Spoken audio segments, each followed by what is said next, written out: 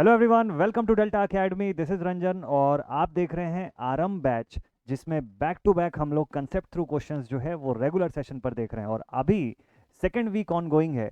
ये week wise एक एक सब्जेक्ट का हम लोग कंसेप्ट थ्रू क्वेश्चंस यहाँ पर बना रहे हैं। और अभी जो है सेकेंड वीक ऑन गोइंग है और इस सेकेंड वीक में इलेक्ट्रिकल मशीन्स के क्वेश्चंस हम लोग बना रहे हैं। तो चलिए स्टार्ट करते हैं सेशन को बिना देरी किए। शॉर्ट एंड सिंपल सा सेशन आपके लिए लेकर के आया हूँ आज भी। तो फाउंडेशन सीरीज में हम लोग आरंभ बैच में इलेक्ट्रिकल मशीन का सेशन ले रहे हैं। और ये जो सेशन है 18 दिसंबर से 23 दिसंबर के ड्यूरेशन तक आपके लिए चलता रहेगा। इसके बाद नेक्स्ट सब्जेक्ट शुरू होगा, that will be power system. इसके क्वेश्चंस बनाएंगे 25 दिसंबर से 30 दिसंबर। और इससे पहले बेसिक इलेक्ट्रिकल जो है वो 11 से 16 दिसंबर के ड्यूरेशन पर हम लोगों ने कंप्लीट किया हुआ है सीटीक्यू के थ्रू। आगे चल के आपके लिए और भी ज़बरदस्त तरीके के सेशंस जो है आने वाले हैं मल्टीपल सब्जेक्ट्स के। बट फिलहाल आज की क्लास जो है इसको शुरू करते हैं। प्रीवियस क्लास अगर आपने नहीं देखा तो ऊपर आई बटन पर क्लिक करके देख सकते हैं आप। तो इलेक्ट्रिकल मशीन्स का आज का जो क्लास शुरू हो रहा है ये ट्रांसफॉर्मर पर डील करने वाला है। तो मैंने आपको पिछली क्लास में बताया था कि ट्रांसफॉर्मर के कुछ बेसिक से क्वेश्चंस जो है आपके लिए लेकर के आऊँगा। आज वही सारे क्वेश्चंस हैं यहाँ पर और बैक टू बैक हम लोग उन क्वेश्चंस को बनाने वाले हैं। ठीक, चलिए देखते हैं। तो ये क्लासेस रिकॉर्डेड फॉर्म में आपके लिए वेडनेसडे तक चलती रहेंगी, मंडे ट्यूसडे वेडनेसडे 7:30 PM इस समय। और लाइव फॉर्मेट में आपके लिए थर्सडे फ्राइडे और सैटरडे शाम 6 बजे रहेगी रोज। ठीक है, तो ये टाइमिंग रहेगा डेली का क्लास शेड्यूल।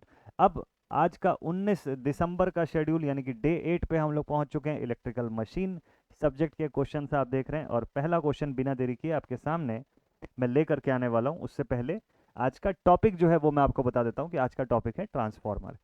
नेक्स्ट क्लास का क्या टॉपिक होगा सेशन के एंड पर बताऊंगा। ठीक है, चलिए स्टार्ट करते हैं। तो पहला क्वेश्चन आप सभी के सामने जल्दी से फटाफट से देख करके इसका आंसर बताइएगा। एक होमवर्क क्वेश्चन दूंगा आज की क्लास में। लिखा हुआ है if in a transformer the copper loss is of 500 watts then how much should be the iron loss for the maximum efficiency. देखिए मैक्सिमम एफिशिएंसी की कंडीशन बोला हुआ है आपको। मैक्सिमम एफिशिएंसी की कंडीशन जो है उसके लिए अगर लॉसेस के फॉर्म में देखना हो तो सबसे रिक्वायर्ड कंडीशन ये है कि आयरन लॉस और copper loss both should be equal to each other. तो मतलब आयरन लॉस जो है should be equal to the copper loss, यही इसकी आइडियल कंडीशन है मैक्सिमम एफिशिएंसी का जो केस है। तो अगर आयरन लॉस अगर कॉपर लॉस 500 वॉट्स है तो आयरन लॉस भी उतना ही होना चाहिए। They should also be 500 watts without any doubt. ठीक है, एकदम क्लियर है, बिल्कुल आसान सा सवाल। चलिए नेक्स्ट क्वेश्चन पर चलते हैं। अगला सवाल जो है वो लेते हैं। नेक्स्ट क्वेश्चन बोलता है, लिखता है कि 400 volt 50 hertz at 400 volt 50 hertz the total core loss in a transformer is 2400 watt. ध्यान से बढ़िया से सॉल्व करिएगा आप लोग, मैं इसका फुल डिटेल सोल्यूशन बताऊंगा आपको। When the transformer is supplied eight 200 volt 25 hertz तब जाके कोर लॉस जो है वो 800 वॉट का हो जाता है। दो सिनारियो, दो सिचुएशंस आपको गिवन है यहाँ पर। ठीक, find the hysteresis loss at 400 volt 50 hertz की एक तीसरी कंडीशन आपको दिया है कि अब आप हिस्टेरेसिस लॉस जो है वो बताइए इस वोल्टेज इस फ्रीक्वेंसी पर। चलिए इसका आंसर तो आप फटाफट से निकाल सकते हैं, बट इसको थोड़ा सा अच्छे वे में मस्त तरीके से समझाऊंगा आपको कि ऐसे वाले क्वेश्चंस जो आएंगे वो आपको बढ़िया से डील करते बनेगा। देखिए तो हमारे पास क्वेश्चन में क्या क्या दिया हुआ है। तो क्वेश्चन में अपने पास है पहला वोल्टेज और उसकी फ्रीक्वेंसी। मैं वी बाई एफ रेशियो का इस्तेमाल करने वाला हूँ यहाँ पे। सोल्यूशन बनाते हैं इसका। देखिए initial primary side initial voltage जो है हमारे पास कितना, वोल्टेज V1 की वैल्यू 400 वोल्ट्स। ठीक है, और फ्रीक्वेंसी F1 की वैल्यू कितनी है, 50 हर्ट्ज है। ठीक, इस समय का लॉस दिया हुआ है क्या, टोटल कोर लॉस जो है इस समय 2400 वॉट्स है। तो इस समय का पी आई जो है आयरन लॉस जो है वो है 2400। ठीक है, बहुत ही बढ़िया। फिर केस 2 है हमारे पास, सेकंड वाला केस है। इसमें आपको बोलता है कि अब जब ट्रांसफार्मर की सप्लाई को कम करके 200 वोल्ट एट 25 हर्ट्ज कर देते हैं तब कोर लॉस कितना हो जाता है। तो नाउ V2 की वैल्यू है हमारे पास 200 वोल्ट और फ्रीक्वेंसी F2 की वैल्यू है 25 हर्ट्ज। अब बताइए इस कंडीशन पे आपके पास कोर लॉस कितना हो जाता है, इसकी वैल्यू हो जाती है 800 वॉट्स।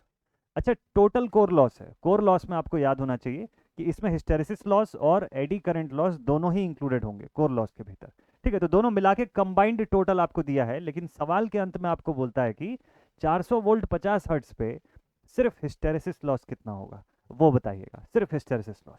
ठीक है, तो केस वाइज सॉल्व कर लेते हैं इसको एकदम स्टेप बाय स्टेप। देखिएगा जिसको भी ये क्वेश्चन नहीं समझ में आया या नहीं बना जिससे भी, वो ध्यान से पूरा सोल्यूशन देखिएगा।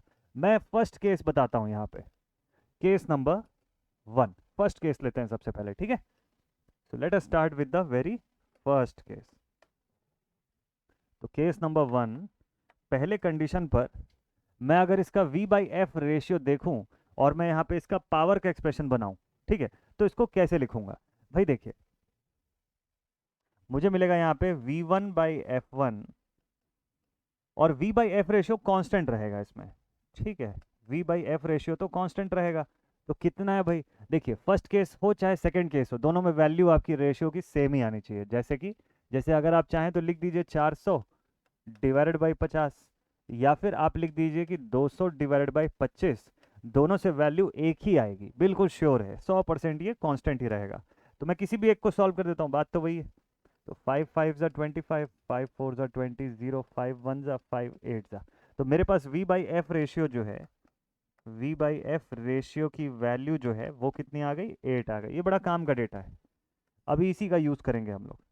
v बाई एफ रेशियो की वैल्यू कितनी आ गई? मेरे पास 8 आ गई, ठीक। अब इसका कैसे यूज़ करूंगा? तो मतलब v बाई एफ रेशियो जो है मेरे पास यहाँ पर कांस्टेंट है ना, ठीक है। अब केस 1 जो है वो मैं देखने जा रहा हूँ, फर्स्ट केस, जहाँ पे फ्रीक्वेंसी की वैल्यू कितनी है? 50 हर्ट्ज है। उस कंडीशन को सबसे पहले देखने जा रहा हूँ, ठीक। देखिएगा, तो मैंने हेडिंग डाल ही लिया ऑलरेडी, केस नंबर 1 की बात कर रहे हैं हम लोग। फर्स्ट केस जहाँ पे फ्रीक्वेंसी f1 की वैल्यू 50 हर्ट्ज है। तो देखिए, इस कंडीशन पर आपके पास टोटल आयरन लॉस जो है, ये किसका कॉम्बिनेशन होता है? Power due to hysteresis plus power loss due to eddy current, ऐसे ही लिखते हैं ना। चलिए ठीक है। अब हिस्टेरेसिस के केस में सारे डेटा को मैं कांस्टेंट ले लूं, खाली फ्रीक्वेंसी को अगर मैं ध्यान दूं, तो हिस्टेरेसिस लॉस जो है वो डायरेक्टली फ्रीक्वेंसी से प्रोपोर्शनल होता है, ठीक। तो मैं बाकी डेटा को कांस्टेंट ए मानते हुए या एक्स मानते हुए, जो भी आप चाहें लिख सकते हैं, ए मानते हुए मैं इसको एफ के मल्टीपल के फॉर्म में दिखाता हूँ, ठीक है, ए ऑफ एफ। और दूसरा, अगर मैं एडी करंट के लिए देखूं, मैं अगेन उसकी बाकी की सभी क्वांटिटीज को, जैसे कि थिकनेस हो गया या बीएम की वैल्यू हो गई, मैक्सिमम फ्लक्स डेंसिटी वगैरह हो गया, इस सब को अगर कांस्टेंट ले लूं, तो भी इस कंडीशन पर ये स्क्वायर ऑफ फ्रीक्वेंसी के प्रोपोर्शनल होगा, स्क्वायर ऑफ फ्रीक्वेंसी के, ध्यान रखिएगा। और P I in the first case मतलब टोटल आयरन लॉस बोलता है पहले कंडीशन पे कितने का है? 2400 वॉट्स का है। यही है ना डेटा, ये देखिए दिया हुआ है यहाँ पे। अच्छा, तो चलिए फ्रीक्वेंसी को यहाँ से बाहर निकाल लेता हूँ और वहाँ पर डिवाइड में भेजता हूँ इसको। ये हो जाएगा 2400 डिवाइडेड बाई फ्रीक्वेंसी यानी 50, और इस तरफ मेरे पास बचेगा a plus B of F. अब स्क्वायर, एक मैंने एफ कॉमन निकाल लिया था, उसको यहाँ भेज दिया, ये आ गई वैल्यू। अच्छा, फ्रीक्वेंसी यहाँ कितना है? 50 है, उसको भी पुट कर दीजिए। तो बी ऑफ 50 लिख के छोड़ देता हूँ मैं इसको।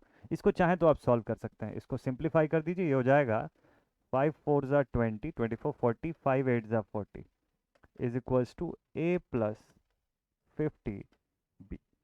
Late it be first equation. ये आपका पहला इक्वेशन आ गया, ठीक है, ये आपका फर्स्ट इक्वेशन। बताइए, केस 1 सभी को समझ में आया अच्छे से? अब मैं केस 2 पे लेके चलता हूँ आपको। एग्जामिनेशन में आपको यही काम बड़ा फास्टली करना है, बट यहाँ पर मैं आपको आराम से टाइम लेके ये पहले पूरा सिस्टम समझा देता हूँ, ताकि आपको क्लियर रहे कि अप्रोच लाइन क्या है, इसमें कैसे बनाना चाहिए आपको इस क्वेश्चन को, ठीक है। फिर पेपर में आपको ज़्यादा सोचना नहीं पड़ेगा, आप जल्दी जल्दी बना सकते हैं। तो ये आपका पहला केस सिंप्लीफाई हो गया। अब सेकंड केस पे आते हैं। देखिए, इसी के कंजंक्शन में लिखते हैं केस नंबर 2। सेकंड फ्रीक्वेंसी आपको कितना दिया हुआ है? शायद 25 हर्ट्ज दिया हुआ है, ठीक है, 25 हर्ट्ज दिया हुआ है, ऐसे f2 की वैल्यू। तो 25 हर्ट्ज की फ्रीक्वेंसी पर अब आपका ट्रांसफार्मर कैसे बिहेव कर रहा है, इसमें क्या क्या चीज़ें हो रही है? तो देखिए, इसमें भी आप लिखेंगे power of iron loss is due to power due to hysteresis and power loss due to eddy current, ऐसा लिख सकते हैं। हिस्टेरेसिस है तो a टाइम्स ऑफ f, और एडी करंट है तो f के स्क्वायर से प्रोपोर्शनल होता है। Let everything be constant, and f के स्क्वायर से प्रोपोर्शनल है। और pi की वैल्यू कितनी है? टोटल आयरन लॉस हमारे पास 800 वॉट्स का है, ओके 800। फ्रीक्वेंसी 25 हर्ट्ज, ये आपको पता है, तो 800 अपॉन 25 में कर सकता हूँ। This is equals to a plus 25b। 25 क्योंकि फ्रीक्वेंसी f खाली बचती है ना, f स्क्वायर अब नहीं बच रहा है, यहाँ पे कॉमन निकाल के मैंने डिवाइड में ले आया। अब इसको मैं और सिंप्लीफाई करूँ तो ये हो जाएगा 5 5 ज़ा 25, 5 1 ज़ा 5, 6 7 8 30, 5 6 ज़ा 30 एंड 0, एंड अगेन 5 1 ज़ा 5 3 ज़ा 15, 16 10, 5 2 ज़ा 10। तो ये मेरे पास बचेगा 32 is equals to a plus 25b। So let it be our second equation, ये मेरा दूसरा इक्वेशन हो जाएगा। अब ये जो दो इक्वेशंस आई हैं ना, इनमें से देखिए दोनों फैक्टर आपको क्लियर है ना, कि ये जो मैंने ए का फैक्टर लिखा वो हिस्टेरेसिस लॉस के लिए हो जाएगा, और बी का फैक्टर जो लिख रहा हूँ वो एडी करंट। क्वेश्चन में मुझसे क्या पूछा है, क्वेश्चन में बोलता है कि हिस्टेरेसिस लॉस कितना होगा, एडी वाला नहीं पूछा है, तो मुझे इस पोर्शन की अब जरूरत नहीं पड़ेगी, ठीक है। और किस कंडीशन पे पूछा है वो भी देख लीजिए। तो फाइनली क्वेश्चन में पूछा है कि हिस्टेरेसिस लॉस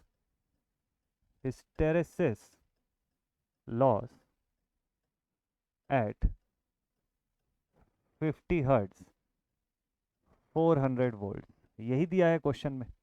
बोलता है कि हिस्टेरेसिस लॉस की वैल्यू बताओ कि जब 50 हर्ट्ज की फ्रीक्वेंसी 400 वोल्ट पर रहेगी तो हिस्टेरेसिस लॉस कितना होगा। तो भाई देखिए मैं यहाँ पर क्या करूँगा, कांस्टेंट के फॉर्म में मैं क्या लिखूंगा यहाँ पर। देखिए सबसे पहले तो आप ए और बी की वैल्यू फाइंड कर लीजिए, ज़्यादा अच्छा रहेगा। तो अगर मैं सब्ट्रैक्ट कर दूं, ए और ए कैंसिल आउट हो जाएगा दोनों तरफ से, 50 और 25 में से मेरे पास बचेगा 25b इज इक्वल टू 48 में से 32 भी माइनस हो जाएगा, 8 में से 2 गया, ये बच गया 6 6 1 16। तो b की वैल्यू बचेगी 16/25, कैंसिल कर दो 0.4 या 0.16 के आसपास कुछ डेटा बचेगा, 0.4 ही बचना चाहिए इसका, है ना, अप्रोक्सीमेटली जहाँ तक मुझे लग रहा है कि 0.4 0.6 के आसपास कुछ बचेगा, ठीक। तो 0.6 मान के चलिए अप्रोक्सीमेटली, और इसी को पुट कर दीजिए आप इस इक्वेशन में फिर से, 0.6 हो गया ना ये 1/, ठीक।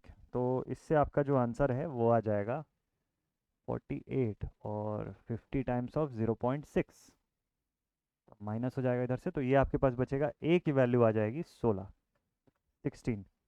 देखिए ए की वैल्यू मेरे पास कितनी आ गई 16, इस कांस्टेंट की ओवरऑल वैल्यू, ये कांस्टेंट कहाँ का है, हिस्टेरेसिस का है, तो इसकी वैल्यू 16 आ गई, बी की वैल्यू मेरे पास 0.6 आ गई, ठीक है।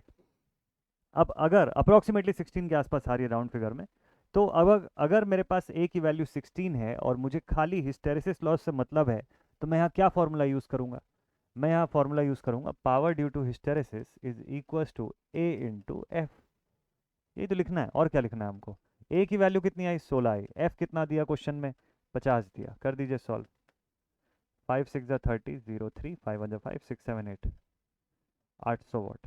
मान लो मुझसे एडी करंट लॉस पूछा होता, तो एडी करंट लॉस पूछता तो मैं बी ऑफ एफ स्क्वायर लिख देता वहाँ पे, उससे आ जाता आंसर। तो बी में क्या पुट करता 0.6 जो भी आया मल्टीप्लाइड विथ 50 का स्क्वायर, उससे एडी करंट लॉस आता। फिलहाल क्वेश्चन में बस यही पूछा है, तो यही अपना आंसर है, फाइनल आंसर यही है।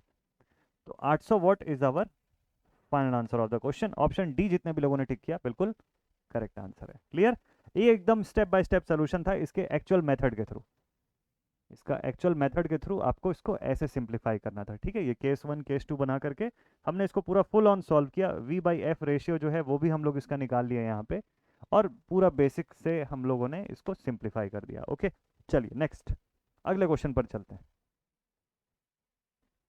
तो नेक्स्ट क्वेश्चन नंबर 3 पे आ जाते हैं हम लोग, एक सेकेंड इसको हटाते हैं। हाँ जी, ये रहा आपका थर्ड क्वेश्चन, लिखा हुआ determine the supply voltage at 30 hertz to keep the magnetization current the same as that for the 50 hertz supply at 200 volt. ठीक, क्या क्वेश्चन दिया फिर से एक बार देखिए, फिर से एक बार ध्यान से समझिएगा।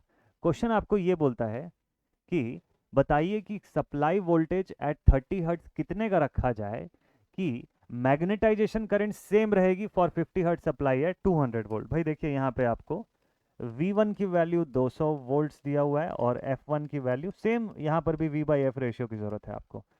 V2 की वैल्यू अननोन है और F2 की वैल्यू आपको बोल दिया एट 30 हर्ट्ज।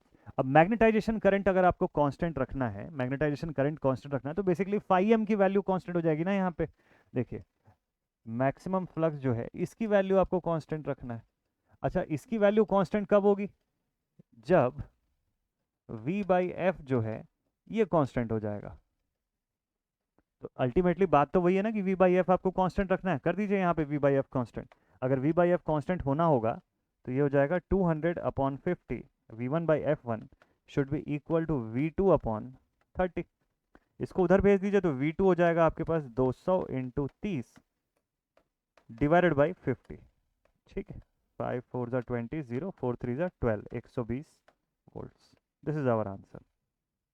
ये हमारे क्वेश्चन का सीधा सिंपल सा आंसर बन जाएगा सभी से ना। एकदम श्योर शॉट वाला कैलकुलेशन करना है अपने को, एकदम ऐसा गैस वर्क वाले चक्कर में नहीं रहना है। जिन क्वेश्चंस को आप एकदम श्योरली सॉल्व कर सकते हो, श्योर शॉट आंसर ला सकते हो, उन क्वेश्चंस का मार्क्स हमको गंवाना नहीं है गैस वर्क करके। चलिए नेक्स्ट क्वेश्चन लेते हैं। अब अगला सवाल लिखा है, the iron loss of a transformer at 400 hertz is 10 watt, assuming that the eddy current and hysteresis losses vary as the square of the flux density. Eddy current loss और hysteresis loss flux density के square पर vary कर रहे हैं, ऐसा आपको assume करना है। ठीक है, मतलब आयरन लॉस जो है पूरा वो बी के स्क्वायर पर आपको होता हुआ दिखेगा। ठीक, the iron loss of the transformer at the rated voltage but at 50 hertz. किस वोल्टेज पे पूछा आपको? रेटेड वोल्टेज पे पूछा, ये ध्यान रखिएगा। 50 हर्ट्ज की सप्लाई भले बोला है, आपको पूरा आयरन लॉस रेटेड वोल्टेज पर बोला है। ठीक, तो पहली कंडीशन मुझे ये समझ में आती है कि iron loss is proportional to B का स्क्वायर। ठीक है, ये वेरी कर रहा है, एडी करंट एंड हिस्टेरिसिस दोनों का लिख रहा है, very with the square of the flux density, लिख सकते हैं ऐसा। ठीक है भाई। अच्छा, V जो है वो हमारा प्रोपोर्शनल होता है F इंटू बी से, तो there four we can say कि B is proportional to V by F, बोल सकते हैं। फ्लक्स डेंसिटी जो है VF रेशियो से प्रोपोर्शनल है। अगर ऐसा है तो इसको मैं ऊपर पुट कर सकता हूँ यहाँ पे, and therefore I will get कि iron loss is proportional to V square by F का स्क्वायर। ये लिखा जा सकता है, ये पॉसिबिलिटी है यहाँ पर। ठीक है, ऐसा हम लोग यहाँ पे लिख सकते हैं। अब आपको बोलता है iron loss of a transformer at 400 hertz, frequency देखिएगा कौन सी गिवन है आपको। आपको 400 हर्ट्ज की फ्रीक्वेंसी गिवन है। ठीक, देखिए अगर मैं यहाँ से, अब देखिए इस कंडीशन पे क्या है, बात हम लोग कर रहे हैं रेटेड वोल्टेज की। ठीक है, अब आप सोचेंगे कि सर वोल्टेज कहाँ से लेकर के आए, वोल्टेज का तो सीन ही नहीं दिया हुआ है यहाँ पे, तो टेंशन नहीं है ना, क्वेश्चन में रेटेड वोल्टेज बोल दिया ना, रेटेड वोल्टेज बोल दिया है, मतलब ये वाला पोर्शन कांस्टेंट है। अब आप इसको ऐसा भी लिख सकते हो, इस फॉर्म में भी लिख सकते हो। ठीक, मैंने वोल्टेज को कांस्टेंट अज्यूम करके हटा दिया कि वो कांस्टेंट है भाई, वो तो फिक्स है, वो चेंज ही नहीं हो रहा है, तो इसके ऊपर थोड़ी ना डिपेंड करेगी आयरन लॉस, वो तो फ्रीक्वेंसी पर डिपेंड करेगी ना, मतलब फ्रीक्वेंसी के स्क्वायर के इनवर्स प्रोपोर्शन पे रहेगी। ठीक है, ये कंडीशन है। अब फर्स्ट केस देखिए आपको यहाँ पे क्या दिया हुआ है। पहले केस में आपको दिया है पावर ड्यू टू आयरन, यानी कि बेसिकली आपको WI की वैल्यू दिया है ना, उसी फॉर्मेट में लिखते हैं। ये दिया हुआ है 10 वॉट्स, और फ्रीक्वेंसी कितना दिया हुआ है फर्स्ट केस में? 400 हर्ट्ज। ठीक है, 400 हर्ट्ज दिया हुआ है। अज्यूमिंग दैट ये लॉसेज स्क्वायर ऑफ डेंसिटी, ठीक है, iron loss of the transformer at the rated voltage but 50 hertz. अब सेकंड केस में आपको बोला कि ये आयरन लॉस कितना होगा जब फ्रीक्वेंसी हम लोग 50 हर्ट्ज की रखेंगे। अभी समझ गए पूरा सिनारियो क्या क्या दिया हुआ है आपको? देखिए, तो अब आप क्या कर सकते हैं कि इन दोनों का रेशियो स्क्वायर के फॉर्मेट में निकाल सकते हैं। सबसे पहले तो इनका रेशियो जो है वो स्क्वायर के फॉर्मेट में निकाल सकते हैं ना। देखिए, दोनों को आप अगर डिवाइड करें, WI1 WI2 बोल लो, इसको F1 और F2 बोल लो, तो हम लोग बोल सकते हैं WI1 upon WI2 is equal to F2 का स्क्वायर बाई F1 का स्क्वायर। क्यों? क्योंकि इनवर्स प्रोपोर्शन पे है। तो चाहे तो इस तरीके से उल्टा लिख सकते हैं। अगर ऐसा लिखेंगे तो ये हो जाएगा WI1 मतलब 10 divided by WI2 is equals to F2 का स्क्वायर यानी 50 इंटू 50 डिवाइडेड बाई 400 इंटू 400, ऐसा लिख सकते हैं।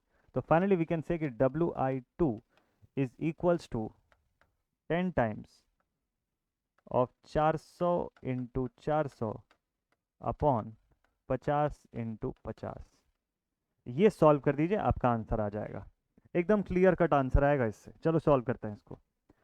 यहाँ पर स्पेस कम है, थोड़ा सा मैं साइड पर लिख लेता हूँ इसको। 10 times of 400 into 400 upon 50 into 50। ठीक है, डायरेक्टली सॉल्व कर लीजिएगा। ये हो गया, इसको लिख लिया आपने 5 1 जा 5 8 जा 40 0 अगेन 5 1 जा 5 16 जा 16 इंटू 10 160, नहीं 160 तो नहीं होगा। अच्छा ठीक है, 16 इंटू 4 भी है, okay 64 into 10 that is 640। This is the answer. 640 watts जो है, this is the right answer, है ना। 4 मैं छोड़ दिया था, 16 इंटू 10 कर दिया था मैंने, बीच के 4 को ध्यान नहीं दिया मैंने। तो 16 से 4 से मल्टीप्लाई किया, 64 आ गया, इंटू 10 640 यानी कि ऑप्शन बी जो है this is our right answer. कैसे सॉल्व किया, फिर से शुरुआत से देख लीजिएगा। मैंने यहाँ का रिलेशन जो है वो वी और एफ के फॉर्म में बी का एक्सप्रेशन बनाया, और जैसा कि क्वेश्चन बोलता है स्क्वायर ऑफ फ्लक्स डेंसिटी के ऊपर उसका आयरन लॉस वेरी कर रहा है, ठीक है, उसकी डिपेंड कर रहा है, तो मैंने उसी फॉर्मेट में इसको शो कर दिया। अब मुझे पता है कि बी जो है वो प्रोपोर्शनल है वी बाई एफ से, तो मतलब जो आयरन लॉस होगा वो V square by F square के रिलेशन पर प्रोपोर्शनल होगा। अब रेटेड वोल्टेज पे निकालने बोला है, तो रेटेड वोल्टेज मतलब ये कांस्टेंट हो गया मेरा ये वोल्टेज का पार्ट, तो मतलब आयरन लॉस जो है inversely proportional to the square of frequency दिख गया मुझको, ठीक। अब ऐसा ही दो केस है मेरे पास, एक केस का डेटा मुझे दे रखा है, इस केस का डेटा पूरा गिवन है कि भाई जब 400 हर्ट्ज की फ्रीक्वेंसी है तो आयरन लॉस 10 वॉट्स है। अगली बार बोलता है कि बताओ जब 50 हर्ट्ज की फ्रीक्वेंसी होगी तो आयरन लॉस कितने का होगा। डायरेक्टली कर लेंगे सॉल्व, डायरेक्टली, बिल्कुल रीजनिंग के जैसा सॉल्व होगा। इससे पहले का ये वाला पार्ट जो मैं आपको बताता हूँ ना, ये आपके समझने के लिए होता है, आपको एग्जाम में ये सब नहीं लिखना है, तो ये समय आपका बच जाएगा। आपका कैलकुलेशन पार्ट केवल इतना ही है, जस्ट रीजनिंग के जैसा क्रॉस मल्टीप्लिकेशन करके ही अल्टीमेटली आंसर आ रहा है, लेकिन उसके पीछे का बैकग्राउंड कि ये सब कहाँ से आया वो समझने के लिए ये बताना जरूरी था। तो आपका ये वाला पार्ट जो है एग्जामिनेशन में बच जाएगा, इसमें जो समय लगना था वो नहीं लगेगा, क्योंकि आपको वहाँ किसी को एक्सप्लेन नहीं करना, आपको तो सीधे सीधे ये वाले पार्ट पर कैलकुलेशन करना है, ठीक है। चलिए नेक्स्ट अगले क्वेश्चन पर आते हैं। सो नेक्स्ट क्वेश्चन लिखता है कि सिंगल फेज 111 वोल्ट 50 हर्ट्ज की सप्लाई, सिंगल फेज इतना volt supply is connected to a coil with 200 turns of coil core assembly as shown in the given figure. अच्छा, फिगर इसका मिसिंग है, but ठीक है, इसमें डायग्राम की जरूरत है नहीं, इसको हटा देते हैं। Find the magnitude of the maximum flux in the core, magnitude of the maximum flux in the core.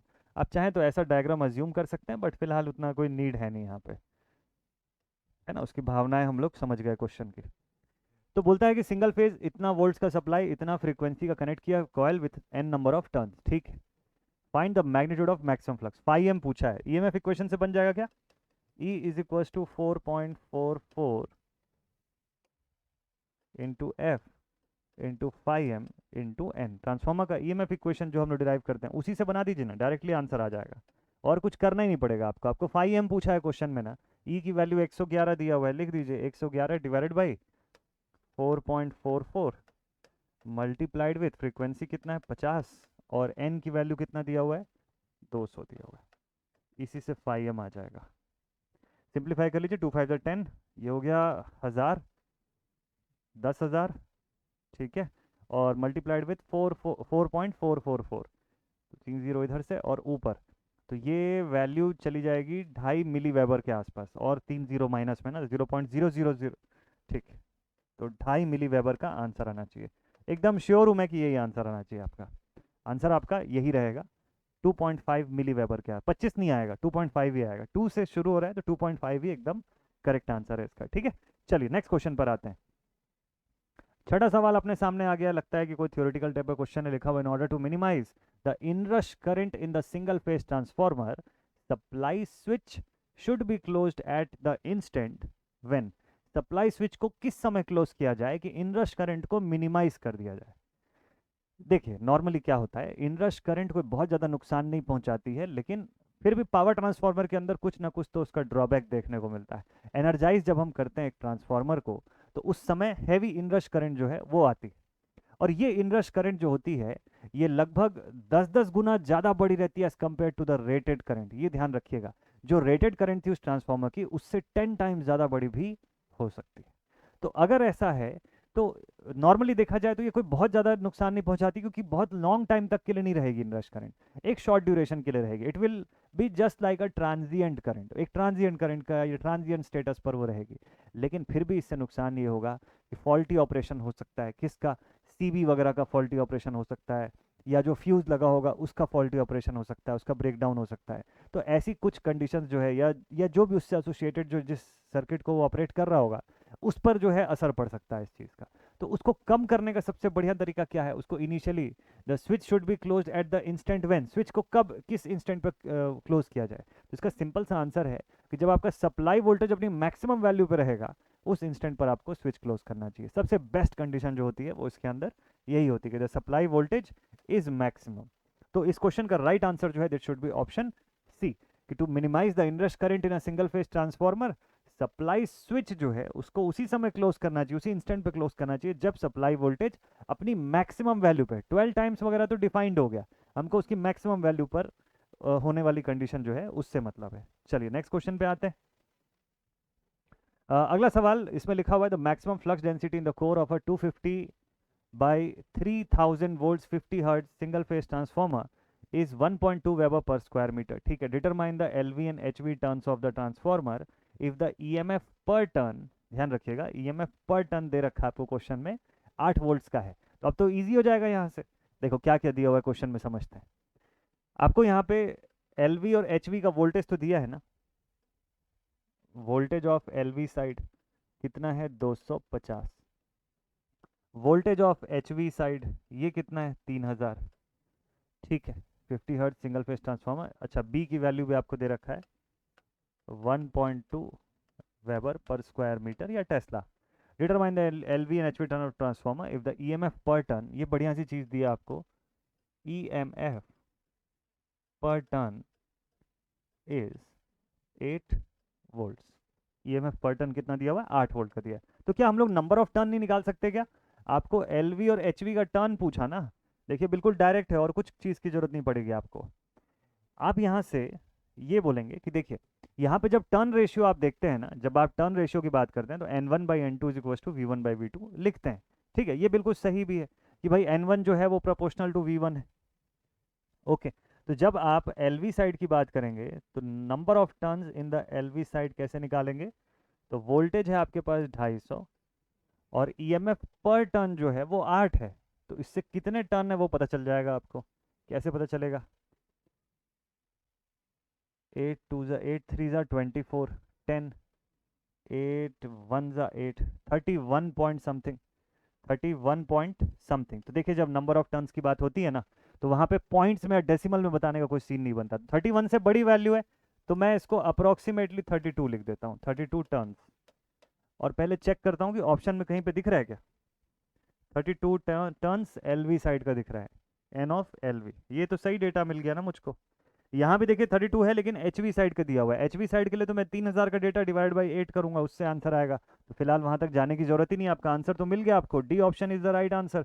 फिर भी आप सॉल्व करना चाहें तो आप कर सकते हैं कि number of turns of H V side is 3000 divided by E M F per turn that is 8, 8 3 27 70 और 8 7 7 8 56, 8 8 64, तो 75 ना। अच्छा ठीक है, 3 8 24, अच्छा 6 बचा 60। हाँ तो 7 56 ये हो गया, और उसके बाद फिर 5 8 5 40 पॉइंट समथिंग। तो ठीक है ठीक है ठीक है ठीक है, 56 4 40 8 5 40, ठीक है पूरा ही कट गया, एकदम राइट है। एच वी साइड पर डायरेक्टली 375 आपको मिल रहा है, कोई राउंड ऑफ करने की जरूरत नहीं है, तो राइट आंसर। वैसे भी डी ऑप्शन मिल चुका था अपने को। चलिए अगले क्वेश्चन पर चलते हैं फिर हम लोग। तो नेक्स्ट क्वेश्चन लेते हैं अब यहाँ से। अगला सवाल लिखता है when a Y Y system is converted into del del system the capacity of the system increases by. जहाँ तक मुझे लग रहा है वाई वाई की जगह पे इस क्वेश्चन में वी वी लिखा होना चाहिए, ज़्यादा बेटर रहता। इसकी जगह पे वी वी सिस्टम लिखा होता तो बेटर रहता। ऐसा मुझे लग रहा है कि कहीं पे कुछ टाइपिंग मिस्टेक हो सकती है, बट चलिए ठीक है, इसको समझते हैं क्यों ऐसा मैं बोल रहा हूँ, इसका कारण बताता हूँ। जब हम वी वी सिस्टम की बात करते हैं तो बेसिकली हम ऐसे सिस्टम की बात कर रहे थे। वीवी सिस्टम में क्या होता है ना, एट ए टाइम हम दो वाइंडिंग्स का इस्तेमाल कर रहे होते हैं और एक वाइंडिंग जो होती है उसको नहीं यूज़ करते हैं। मतलब ऐसा मान लिया जाता है कि एक वाइंडिंग डिस्कनेक्टेड रखे हैं हम लोग, या उसको मेंटेनेंस में या सर्विसिंग के पॉइंट ऑफ व्यू से उसको छोड़ दिए, खुला छोड़ दिए। ठीक है, तो उस कंडीशन में आप जब वीवी कनेक्शन यूज़ करते हो तो यहाँ पे ऐसे वर्क करता है। मैं रेजिस्टेंस के फॉर्म में दिखा रहा हूँ, आप वाइंडिंग के फॉर्म में देख सकते हैं इसको। ठीक है, this is known as V V connection. तो I am very much sure कि यहाँ पर टाइपिंग मिस्टेक होगा। तो आपको इस वी वी कनेक्शन की बात किया है। देखिए जब वी वी कनेक्शन की हम लोग बात करते हैं ना, तो यहाँ पर जो आउटपुट होता है इसमें कितने का चेंज आता है, जो पावर ट्रांसफर कैपेसिटी होती है, यहाँ पर जो पावर ट्रांसफर कैपेसिटी जो होती है उसमें क्या चेंज आता है? पावर ट्रांसफर कैपेसिटी में 1/√3 टाइम्स का चेंज आता है, less than the del del connection. ये बात ध्यान रखिएगा, बड़ा इजी है इसको कैलकुलेट करके बताना। तो जब 1/√3 टाइम्स आप जब इसको करोगे तो ये लगभग 0.5357 के आसपास का कोई डेटा आपको प्रोवाइड करेगा। तो मतलब लगभग 57% का चेंज जो है, 57% का चेंज जो है वो अप्रोक्सीमेटली मैं बता रहा हूँ, इसका कोई डेसिमल में और भी आएगा आगे। तो 57% के आसपास का रिडक्शन हो जाता है इसमें as compare to the del del connection. ठीक, तो क्या यही आंसर है? कि अभी रुक जाइए, अभी यहाँ पे इसका आंसर नहीं मिलेगा इतना आसानी से। अभी एक चीज़ और है, तो आपको क्या करना है कि उसकी कैपेसिटी कैलकुलेट करनी है वीए के फॉर्म में। कैसे कैलकुलेट करेंगे? तो उसकी कैपेसिटी निकालने का तरीका, उसकी कैपेसिटी आप कैलकुलेट करेंगे उसके लिए, उससे पहले आपको पहले दो एक्सप्रेशन समझना होगा। ठीक है, कि ट्रांसफार्मर का क्लोज डेल्टा कनेक्शन का आउटपुट और ट्रांसफार्मर का ओपन डेल्टा कनेक्शन का आउटपुट। ठीक है, तो कैपेसिटी निकालने के लिए हम लोग क्या करते हैं कि सबसे पहले closed delta output of this transformer and then open delta output of this transformer, दोनों की कंडीशन को समझते हैं। तो एक जगह पे 3 times of I L into VPH के फॉर्म में हम लोग बता सकते हैं। आउटपुट जो मैं बताऊंगा वो केवीए के फॉर्म में बताऊंगा, वीए या केवीए के फॉर्म में। ठीक है, तो क्लोज डेल्टा अगर मैं बताऊंगा तो क्या लिखूंगा? क्लोज डेल्टा के लिए मैं लिखूंगा 3 times of VPH into IPH, लिख सकते हैं ऐसा। क्लोज डेल्टा का आउटपुट मुझे बताना है तो मैं क्या बताऊंगा? 3 times of VPH into IPH. VPH की जगह पे क्या लिखना है इसको? इसको आप वीएल भी लिख सकते हो। वीपीएच की जगह पे आप इसको वीएल के फॉर्म में रिप्रेजेंट करोगे। नाउ ओपन डेल्टा का आउटपुट कैसे लिखेंगे? This will be √3 times of VL into IPH.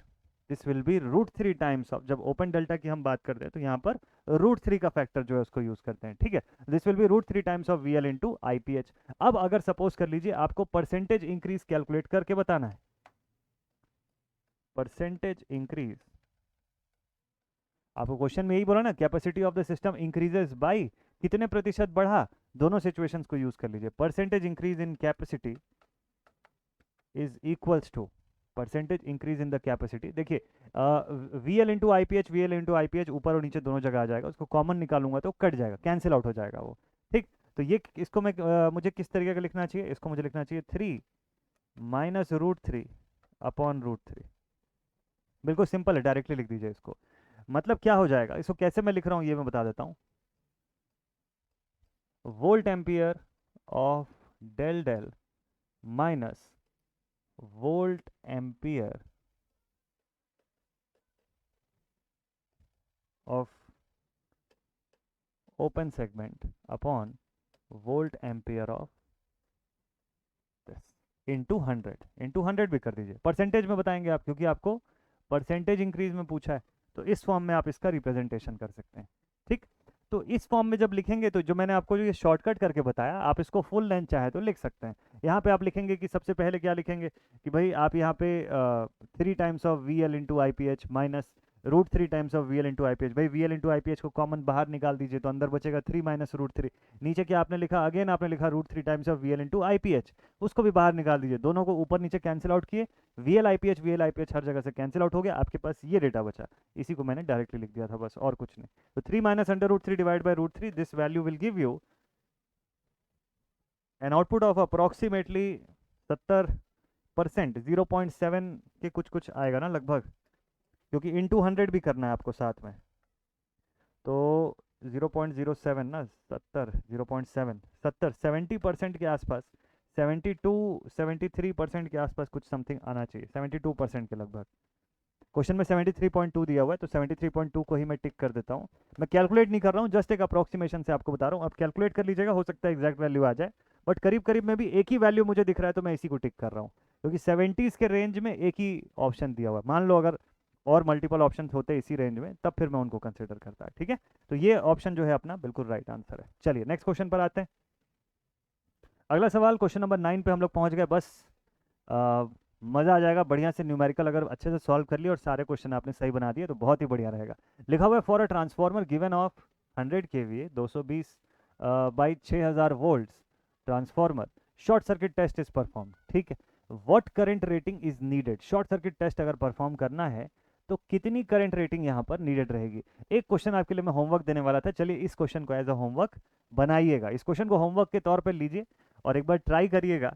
और इसको ट्राई करके मुझे बताइए कि क्या आउटपुट इसका निकल के आएगा। शॉर्ट सर्किट टेस्ट की बात कर रहा है, देखिए शॉर्ट सर्किट टेस्ट जो है ये परफॉर्म करना है। इसके लिए हिंट मैं आपको दे देता हूँ कि ये लो वोल्टेज साइड पर परफॉर्म होना है, ठीक है। It is performed on the LV side, तो एलवी साइड का एक्सप्रेशन यहाँ से आपको मिल जाएगा और उसके लिए आपको कैलकुलेशन करना है। तो इसको जरूर से सॉल्व कीजिएगा और कमेंट सेक्शन में इसका आंसर जरूर से बताइएगा।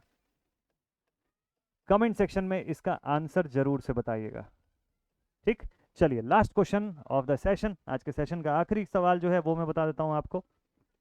तो last question of the session क्या बोलता है भाई, लिखा हुआ to generate the EMF which of the following methods may be used. इनमें से कौन सा मेथड ईएमएफ इंडक्शन के लिए हम लोग इस्तेमाल करेंगे। तो भाई पहला ऑप्शन बोलता है कि stationary field system with the rotating armature, second option से stationary armature with the rotating field system, और लास्ट ऑप्शन बोलता है कि स्टेशनरी फील्ड और स्टेशनरी आर्मेचर। देखिए Faraday's law of electromagnetic induction के प्रिंसिपल के हिसाब से, Faraday's law of electromagnetic induction के प्रिंसिपल के हिसाब से there has to be a relative motion between a set of conductors and uniform magnetic field. तो दोनों में से किसी एक का मूवमेंट करना तो जरूरी है, दोनों ही स्टेशनरी हो जाएंगे तो इट इज नॉट पॉसिबल। तो आखिरी वाला ऑप्शन तो पहले ही गलत हो गया।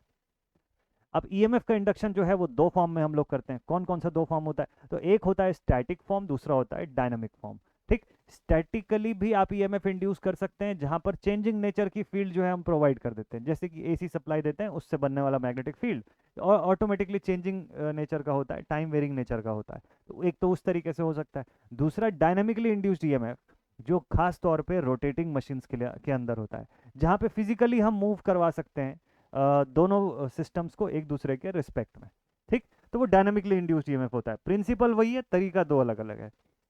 तो फर्स्ट कॉल बोलता है, फर्स्ट केस बोलता है कि स्टेशनरी फील्ड सिस्टम की फील्ड स्टेशनरी रहेगा लेकिन आर्मेचर घूमेगी, तो बिल्कुल इंड्यूस होगा, राइट है ऑप्शन।